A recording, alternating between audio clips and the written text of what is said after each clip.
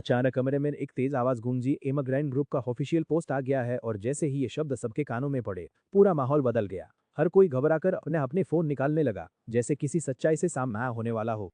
कुछ ही सेकंड में स्क्रीन पर वही दिख रहा था, एमाग्रैंड ग्रुप का आधिकारिक अकाउंट, और उस पर साफ लिखा था, विल्सन ग्रुप के साथ $60 मिलियन का कॉन्ट्रैक्ट साइन हो चुका है। पूरा कॉन्फ्रेंस रूम जैसे हिल गया। एक सन्नाटा जो पहले मजाक से भरा था, अब हैरानी और डर में बदल चुका था। और नहीं, सच में ने डील ले आई थी, और वो भी दोगुनी रकम के साथ, सिर्फ आधे घंटे में। जो काम नामुमकिन लग रहा था, वो उसने कर दिखाया। हर किसी के दिमाग में एक ही सवाल था, ये कैसे हुआ? इतना आसान कैसे हो सकता है? कुछ ऐसी होता है, लेकिन सबसे बड़ा झटका लगा था हेरोल्ड को।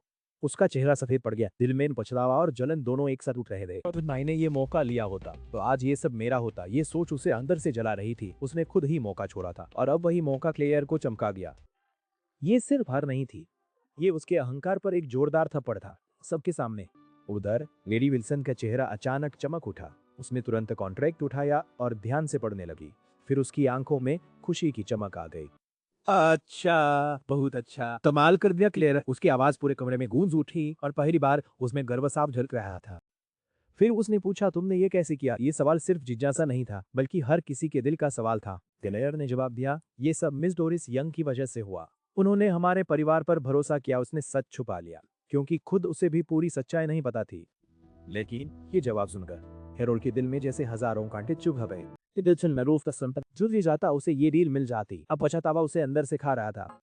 तब भी चार्ली की शांत आवाज गूंजी, हेरोल्ड, हमारी शर्त याद है? कमरे का माहौल फिर बदल गया। सबकी नजरें अब हेरोल्ड पर थीं।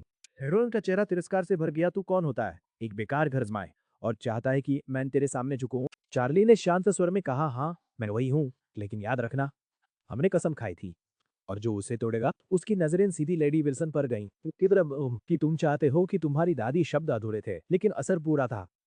लेडी विल्सन की आंखों में गुस्सा भर गया। हेरोल्ड, क्या तुम सच में अपनी कसम तोड़ोगे? हेरोल्ड के पास अब कोई रास्ता नहीं था। अगर वो झुकता है तो इज्जत जाती, और अगर नहीं झुकता तो सब कुछ। आखिरकार उसने दांत भींचे और कहा, ठीक है, मैं अपनी शर्त निभाऊंगा। उसके कदम भारी हो गए, जैसे हर कदम उसके अहंकार को कुचल रहा हो, और वो धीरे धीरे चार्ली के सामने आकर खड़ा हो गया। और फिर थम्पा, वो घुटनों के बल जमीन पर गिर पड़ा। पूरा कमरा ये नजारा देख रहा था, जैसे इतिहास बन रहा हो। उसने सिर झुकाया, कांपती आवाज में कहा, मुझे माफ कर दो। तो चार्ली ने ठंडे स्वर में कहा, जोर से बोलो, मुझे सुनाई नहीं दे रहा। हेरोल्ड ने फिर सिर झुकाया, मुझे माफ कर दो, मैंने क्लेयर को गलत समझा। चार्ली के दिल में जैसे सालों का गुस्सा खत्म हो गया। उसे पहली बार ऐसा लगा कि उसे इंसाफ मिला है। क्लेयर ये सब बेकर हैरान थी। उसका पति, जो हमेशा शांत रहता था, आज कुछ अलग लग रहा था। उसके मन में एक सवाल गूंजने लगा, क्या चार्ली पहले से जानता था कि मैं जीत जाऊंगी? आखिर उसे इतना भरोसा क्यों था? और वो सच में है कौन?